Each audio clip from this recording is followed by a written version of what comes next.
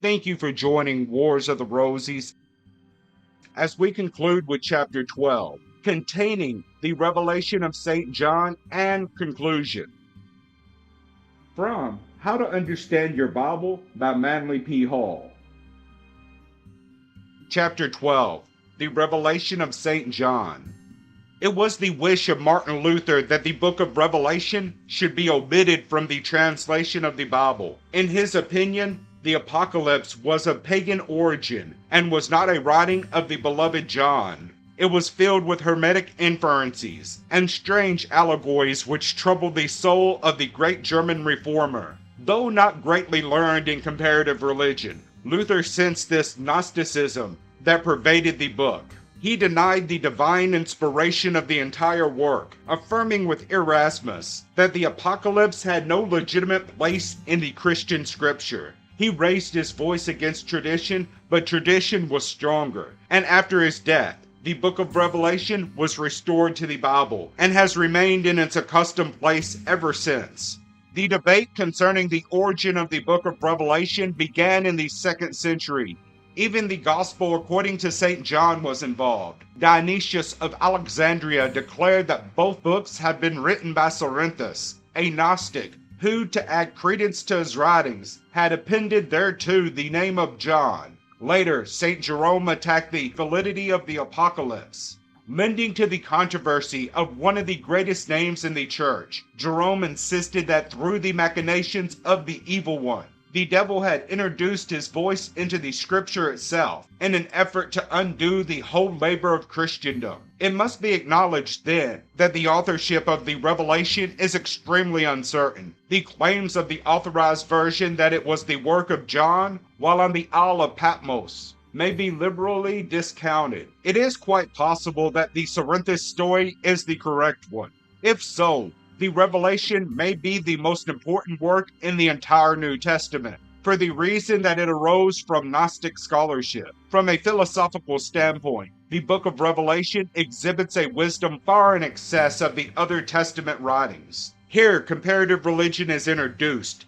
The great mystery initiations, which dignified the past with their initiates, found a place in the Apocalypse. The rites of Phrygia, those celebrating the aged one, who walks amidst the lamps, the rites of Osiris wherein is set forth the last judgment, and the rites of the ancient sun god, and the horsemen who ride through the sky. All these, and many others, are to be found set forth in various sections of the Apocalypse. Recent translations of Egyptian manuscripts indicate in some cases the pre-Christian texts have been quoted word for word. Here indeed is the mystery of pagan books, with only the change of an occasional thought or word, wandering into the Christian scriptures, becoming canonical and remaining century after century unidentified as to their original sources. John was one of the disciples who did not suffer martyrdom. He is believed to have been buried at Ephesus, the city of the mysteries, near the tomb of the Virgin Mary. Joseph sleeps through the centuries awaiting for the return of his Lord. When that great day comes, he will arise and be seated upon the right side of his master. These legends have little regard for history, but are products of the traditional trend in early Christian thought. During this period, fantastic accounts of Christian origins were developed, and these inventions ultimately took on a stature second only to the scriptures themselves. There was a wild confusion of Christian and pagan doctrine. The Greek god Dionysius was canonized, as was also his Roman mode, Bacchus. The pagan mathematician Hypatia, a victim to Christian monks, blossomed forth as St. Catherine of Alexandria. It was not until the end of the Dark Ages that anything resembling reason could be clearly distinguished in the picture. This was no time of critical scholarship. From our present perspective, it is reasonably certain that the Apocalypse is a compilation of pagan doctrines with an occasional Christian reference interpolated into the text. Revelation 1:9 reads, I, John, who also am your brother, and companion in tribulation, and in the kingdom and patience of Jesus Christ, was in the isle that is called Patmos, for the word of God, and for the testimony of Jesus Christ. During the years when John is supposed to have lived on the island of Patmos, he was far from the boundaries of Christian influence. The people who dwelt in that region were called Priscillianists, the followers of a priestess by the name of Priscilla. She was similar to the Roman Sibyls, practicing strange rites and giving oracles. The Priscillianists borrowed from the Gnostics and the Manichaeans, and from the wild diffusion of doctrines, concepts, and sorceries that were practiced at Patmos, Ephesus, and Philadelphia. They observed nocturnal rites in groves and caverns. They believed in a messianic tradition and preserved their rites under what were called Phrygian rites. The Phrygian mysteries were celebrated not only near Patmos, but at Ephesus and Philadelphia, two of the seats of the early church. The Phrygian arcana were a curious combination of messianic tradition of Egypt, part of the Dionysian mysteries of the Greeks,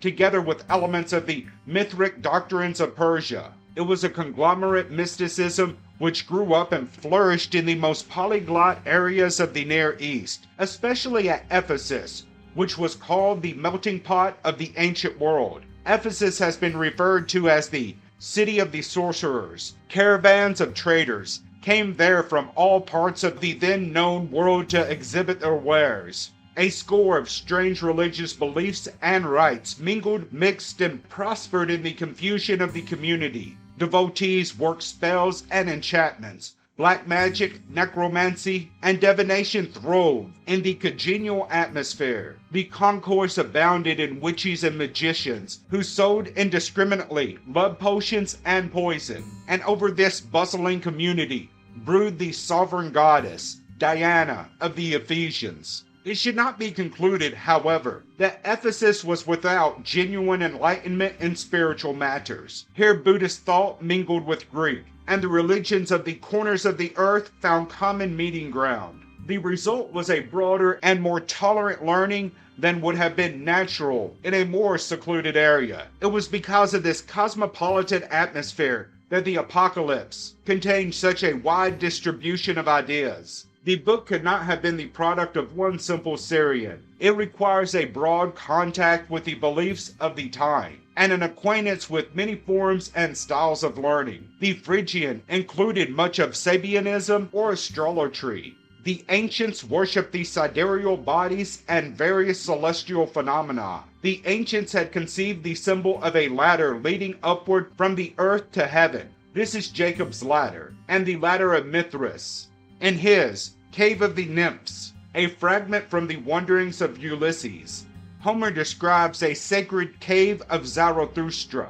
He says that the cave represents this world. There are two great arched doorways, and the ceiling is painted to represent the heavens.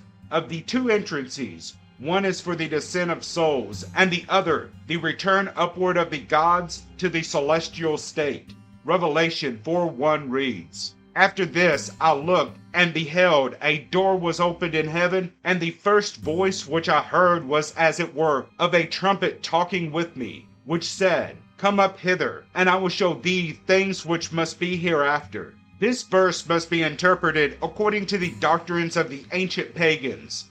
The door which opened in heaven is one of the two gates of the mundane sphere. John ascended a symbolical ladder composed of the seven churches, not to be considered literally as religious institutions, but as symbols of the rungs of the ladder of the mysteries. Even Tertullian and Epiphanius acknowledged that there were not seven churches at the time of St. John. The nature of the ascent into the mysteries of divine things is clarified further in the opening words of Revelation 4:2. "And immediately I was in the Spirit." This can only mean an illumination, or internal spiritual mystery by which John was raised up through the door in the mundane sphere into communication with that which abode above the firmament. Having ascended by mystical experience, John is made to describe symbolically that which is above the material heavens. He saw a throne, and upon the throne was a great light.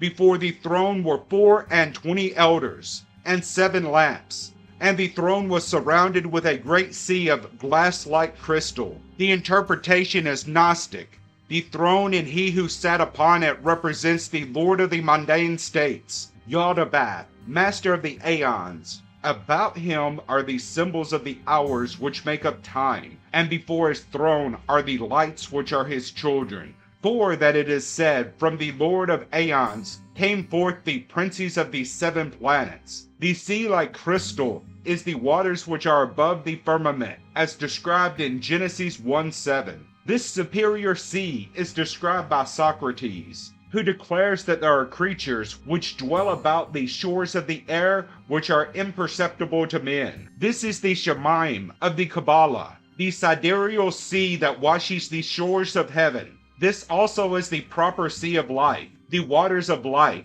the heavenly humidity, the ocean of generation, from which souls, once immersed in its mysterious essence, fall into the sphere of generation. It is described in detail in the divine Pymander of Hermes and in the writings of the Neoplatonist. In every great system of mythology, this superior sea is mentioned. It is the same water which is above the firmament, which is supposed to have descended in the flood of Noah. In the mystery of initiation, this sea becomes a laver of purification, and as such was symbolized in the rites of the tabernacle by a fountain or basin in the courtyard, with its surface inlaid with the mirrors of the women of Israel. The section of the Apocalypse, which deals with the 7 lamps in the midst of which walks the Ancient One, is pure Sabianism. The 7 golden candlesticks are the 7 planets, and he who walks in the midst of them is the same as the mysterious being who is seated on the throne above the heavens, and the shining figure that rides upon the wheels and the cherubim in the vision of Ezekiel. He wears the golden girdle. His hair is as white as snow. His eyes are as a flame of fire. His feet are like brass, and his voice as the sound of many waters. In his right hand he holds 7 stars, and from his mouth comes forth a sharp 2-edged sword. Even the wildest imagination cannot construct this figure to be an orthodox part of Christian theology. He wears the attributes of the 7 powers of God, and according to Revelation 1:20, the stars in his hand are the angels of the 7 churches. He is garmented in white, and like the figure of the Zohar, moves in a splendor perceptible only to the awakened eye of the seer. And what are the 7 churches which are in Asia? They are the 7 races, the 7 continents, the 7 days of creation, the 7 sacraments, and the 7 mysteries. They are the 7 vows which are spoken by the mouth, the 7 senses of the perfect man, the 7 bodies of the complete man, and the 7 orifices of the body. The mystery of the 7 is a supreme mystery of the one who was, is, and shall be. Yaldabaoth, Lord of the eons, creator of all forms in the mundane sphere, ruling like Zeus with a 7-fold scepter of universal law. He is the master of the mysteries, Hierophant of the rites of Phrygia, keeper of the 7 keys by which shall be opened the 7 doors of the mysteries. The mystery of the 7 is completed in the story of the 7 seals and the 7 churches. The churches constitute a ladder, the lowest rung of which is the symbolic church of Ephesus. Ephesus was ruled over by Diana, a lunar goddess. Therefore, the order ascends from the moon to Mercury, the church of Smyrna. Then comes Pergamum, the church of Venus, Thyatira, the sun, Sardis, Mars, Philadelphia, Jupiter, and lastly, Laodicea, Saturn.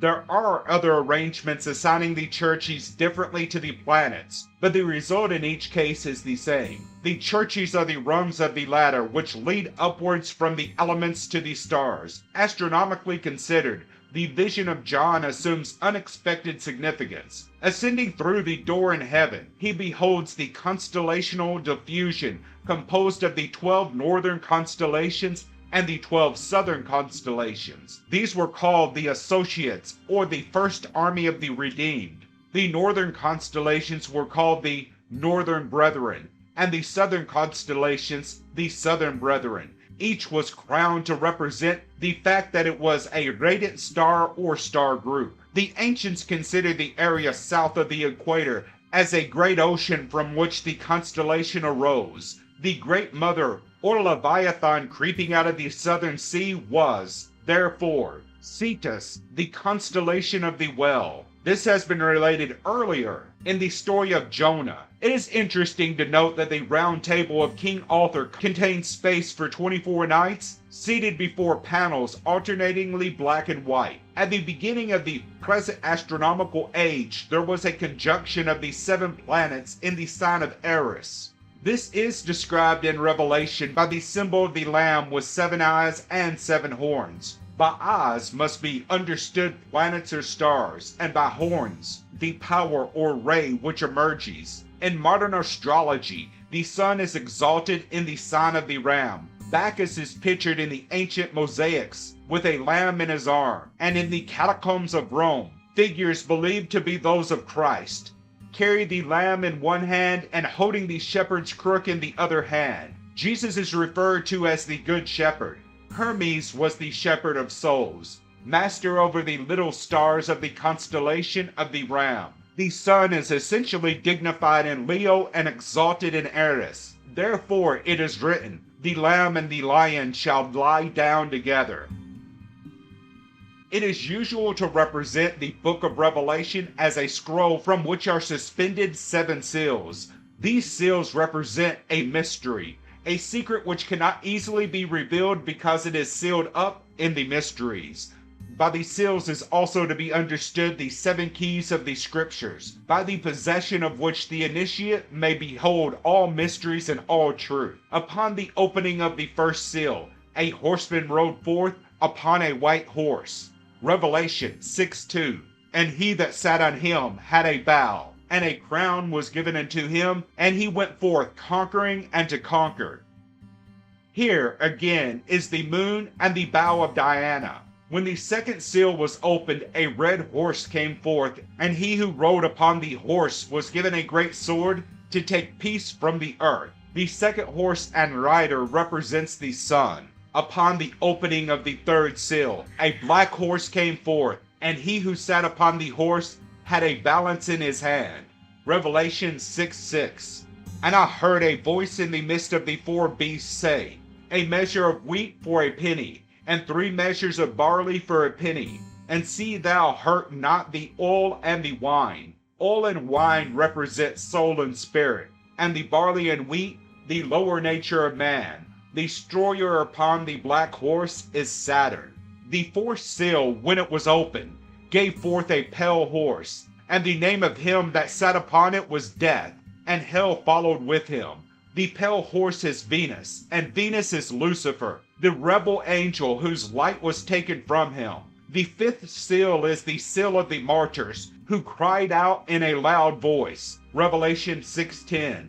How long, O Lord, holy and true, dost thou not judge and avenge our blood on them that dwell on the earth? The 5th seal is Mars, the seal of blood. The 6th seal, when it was opened, gave forth a great earthquake. The stars fell from the heavens, the sun became black, and a great and mighty motion moved the heaven and the earth, and the kings of the earth hid themselves. The 6th seal is Jupiter. The 7th seal was called the Great Silence. And out of the silence, at the sounding of the trumpet of the 7th angel, appeared a mystery called the woman clothed with the sun, who was bearing a man-child. This 7th seal is Mercury, which completes the great vessels of wrath. When the seals were opened, the power of them fell upon the earth and upon all nature. Therefore, these modes of energy were represented as 7 vials which poured out their contents upon the world. The story of the woman clothed in the sun who went forth into the wilderness to give birth to her man-child is susceptible of the most prophetic interpretation. About the time of the beginning of the Christian era, the Temple of Jerusalem was destroyed, and the Alexandrian libraries were burnt. Wisdom departed into the desert, where it was cultivated and guarded by the Arabs for nearly 1,000 years, and returned again to Europe by the way of Moorish Spain. Astronomically speaking, the woman clothed with the sun is the position of the sun in Virgo, which corresponds with the present Catholic feast of the Assumption of the Virgin. in which she is lifted up in glory with her Son. The Last Judgment is derived almost completely from the metaphysics of Egypt. According to the Egyptians, the human being is born with 7 souls, which are in a way the potential powers of the 7 planets in man. These souls are manifested through the 7 senses, the 7 vital organs, and the 7 bodily systems. Each of these 7 souls has its planetary name. Saturn is the contemplative or rational soul. Jupiter is the reasonable soul. Mars is the impulsive soul. The Sun is the vitative soul. Venus is the amative soul. Mercury is the intellectual soul. And the Moon is the vegetative or generative soul. These 7 souls together are the bodies of a self, which is the ruler of the entire bodily economy. These souls may be lost, one or more of them, by the misuse of the qualities which they represent. In the Book of the Dead, Papyrus of Ani, the spirit of the descending, speaking from the urn of the heart, beseeches Osiris, let me not perish with the king that ruleth for a day. This is the personality. In each life we have a personal complex, which is a king ruling for a day. After death, the complex is broken up, and the 7 souls return to the 7 planets unless initiation has bound them together in a spiritual personality. In the great hall of Amenti, in the room of the columns of the twin truths, the beam and the balance were set up for the Last Judgment. The 12 assessors, our modern jury is derived from this, were seated to decide the verdict. Thoth, lord of the writing tablet, prepared to sit down the findings. Anubis, the jackal-headed, brings in the heart of the departed, whose Ka, or ethereal self, is also presented to behold the judgment. Osiris, enthroned, his body filled with eyes, presides over the weighing. The crocodile-headed Set waits to devour the heart of the unworthy. Cynocephalus, the ape of wisdom, sits on the beam of the balance. The feather of Ma'at is placed upon the scales and the soul is weighed. If the deceased is perfect in the negative confession of faith, I have not committed, etc., it goes forth into the plains of Aru where the reeds are long, and there is happiness for the day that has no night. If these 7 souls are lifted up, they become a 7-headed creature, but those parts which fell are judged unworthy of the resurrection, and are cast into darkness. The outer darkness represents the various planes of the universe from which these souls had come. Each here disintegrates into its primal substance, resulting in the picturing of the 7 hells. But it is not the spirit that goes to these places of punishment, but the cast-off souls, which are slowly destroyed and their essences return to the planes from which they came. The psychostasia or weighing of the soul has been taken bodily from the Egyptian rites, and with only a few interpolations and changes, has been made the judgment day of revelation. The dead who rise from their graves at the sound of Gabriel's trumpet is a mystery of initiation. They arise not from the earth, but from their bodies into the spiritual state. The New Jerusalem consummates the mystical drama. Here is the city 4 square, its gates and walls of jewels, adorned as a bride. The New Jerusalem should not be regarded as a city, or even as a symbol of a place. The New Jerusalem is the perfected and redeemed measure and proportion of the initiate. He himself is a sanctified and holy place, adorned as a bride. It was an early Christian custom for those entering sacred orders to be united by a mystical marriage with Christ. They, indeed, were the brides of the Lamb. As a whole, the church itself theoretically was a bride ready to be united with truth, to be lifted up into holy communion with the Most High. The New Jerusalem is not lighted by the sun nor by the moon, but the Lamb is the light thereof. Its jeweled foundation is the breastplate of the old tabernacle. It is St. Augustine's city of God. According to the Platonist, those who had received the mysteries, that is, according to Christendom, had been taken into the ecclesia, were as a race set apart. The old pagan dialogues describe the sages who meet in their groves, far from the abode of men, and here reason together upon the mysteries of the universe.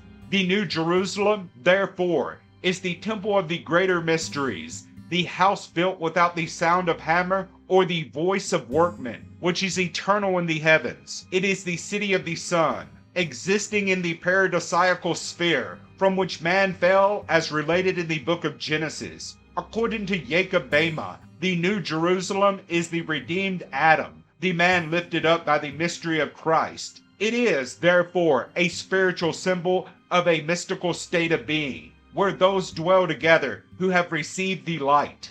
In the parable of the prodigal son is described a man who went from his father's house and wasted his substance among the flesh pots of Egypt. He then became a keeper of swine, less than the least. But after those sad adventures, he returned to his father's house, sadder but wiser, and rejoiced to remain there. In the hymn of the robe of glory, a Gnostic fragment, is set forth the story of one who traveled far and forgot the land from which he came. As he wandered among the bazaars and shops of Egypt, he found no happiness or satisfaction, for dimly through his forgetfulness, he sensed his participation in some other life long forgotten. In the Grail legends, there is the story of Parzival, the guileless fool, who having entered the castle of the Grail, there beheld a great mystery which was beyond his understanding. He therefore was sent forth again into the world, and after grievous sufferings, he again discovered the castle of the Grail. All these stories have an identical meaning. Like the Odyssey of Homer, they describe the wanderings of the soul in search of its own far distant land. In the Apocalypse is set forth a strange, fantastic pageantry, the story of the mysteries. It seems as though the book had been taken bodily from some learned and ancient rite. It is the only book that has descended to us in which the rites of the mysteries are openly described. The study of it must completely change the Christian viewpoint. The understanding of it must bring a universal perception wider far than the corners of Christendom. Conclusion. It is impossible in a few hundred pages to interpret the mysteries of the Old and the New Testament. All that I can do is to remind every Bible student that there is a mystery. It is not apparent to the mind alone, nor to the reason, but a mystery to be experienced inwardly through realization. Historically, the Bible is of little value. Its literary excellence comes not from the original, but from repeated re-editing to match the scholarship of the times. Its strength lies in its presentation of the mystery teaching of ancient Israel and early Greece. It is a book of comparative religion and worthless to the individual who perceives Christianity to be a unique revelation. It is read weekly by the thousands of churches of Christendom, but remains sealed with its 7 seals until the individual seeker opens it with his own scholarship and understanding. The first step must be a serene tolerance. Even better, a sublime realization that the mysteries of God have been given in all time to all peoples, according to their capacity to understand. If you would read the Bible intelligently, you must read certain commentaries by which its keys are made to turn in the ancient lock. The following are some of the most important commentaries. The 6 books of Proclus on the theology of Plato, translated by Thomas Tyler, London 1816. The Gnostics and Their Remains, by C.W. King, London 1886. Pistis Sophia, translated by G.R.S. Mead, Theosophical Publishing Society, London 1896. The Book of Beginnings, by Gerald Massey, London 1881. The Natural Genesis, by Gerald Massey, London 1883. Egypt, the Light of the World, by Gerald Massey, London 1907. The Gabers of Hebron, by Samuel Fells Dunlap, New York 1898. The Historical Library of Diodorus, the Sicilian, Diodorus Siculus, various translations. The Book of the Dead, various translations. The Jewish Wars by Josephus, various translations. The Mishnah, various translations. The Babylonian Talmud. The Jewish Talmud. Sefer HaZorah. Sefer Yetzer. the Book of Foundation and the 32 Paths of Wisdom, translated by W.M. Wynne, Westcott. Theosophical Publishing Society, London 1893, translated by Knut Stenring. W.M. Ryder and Son, London 1919. The Guide for the Perplexed, by Moses Maimonides, translated from the original Arabic text by M. Friedlander, E.P. Dutton and Company, New York, 1919. The Writings of St. Chrysostom, The Writings of Origen. All of these works are available in English. Many can be secured from your own library or borrowed by your library through the Library of Congress for your use. Through an understanding of the origins and developments and the beliefs relevant to Christianity, it is possible to understand at least in part the Gnostic mysteries in the New Testament. You will also gain some insight into the changes and interpolations which have been made, and so have crippled the text. It is not merely a desire for scholarship that should impel this research, but rather a desire for understanding and a true insight into the mysteries of the Scriptures. The Holy Bible is the sacred book of Christendom, the spiritual guide of nearly 800 million people, a work so widely diffused throughout human society and so intensive a part of the lives of human beings should be read with understanding, with some grasp of the broader meaning and deeper inferences. Superficiality has led to intolerance. Depth of scholarship will bring about an adequate tolerance. I would remind you that other peoples also have their sacred books, writings which have guided moral conduct and spiritual aspirations for centuries.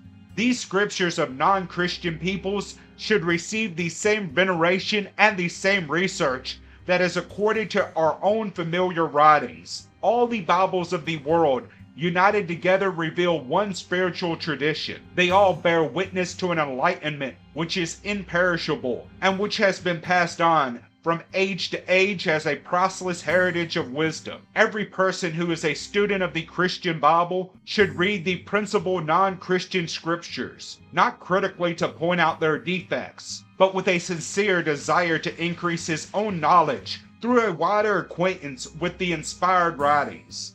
In the last 25 years, there has been a considerable breaking down of religious prejudices. These sacred books of other peoples are now available to all who desire to read them. Read first the Quran, its inspiration seated in the Christian revelation. Then the Dhammapada, the great Buddhist scripture of the law. Then some small section of the Indian writings, such as the Bhagavad Gita. From these, pass to the Chinese. Read the great Confucian classics, Lao Tse's Tao Te Ching. When you have made a brief survey, ask yourself sincerely if each of these sacred books has not added something to your inspiration or clarified some point of spiritual conduct. In a world torn by materialistic beliefs, these noble and inspired writings give added courage to meet the problems of the day. Examine several editions of the Christian Bible, as for example, compare the King James Version with the Modern Revised Edition and a recent publication, the Bible as Living Literature. Consider the polyglots and get a parallel Greek-English text. You will make many interesting discoveries. You will find that upon the skeleton of the Greek text has been built the beautiful version that we know. You will discover numerous errors and alternative renderings, and slowly recover from the infallibility complex from which so many Orthodox Bible readers seem to suffer. Read the Vulgate, the Septuagint, and get a good dictionary of English-Hebrew terms. These will all prove valuable. They will not destroy your faith in the Bible, but they may injure your faith in some of its translators. You will see the uselessness of picking phrases to pieces and trying to think in terms of jot and tittles. You will be free to consider the larger issues. The Christian Bible as we know it today is a fragment of the Christian traditions of the 1st and 2nd centuries. This fragment was arbitrarily preserved and the rest destroyed. Politics and policy played a large part in the compilation. Still, with all its faults and with all its misinterpretations, the Christian Bible is the greatest book in English literature. But like most other books, it must be approached with understanding, gentleness, impersonality, and a sincere desire to find truth. Thank you for watching, and please don't forget to share, like, subscribe, and comment. And if you can, please consider donating to Wars of the Rosies. Links to PayPal and Patreon are in the description. Thank you so very much.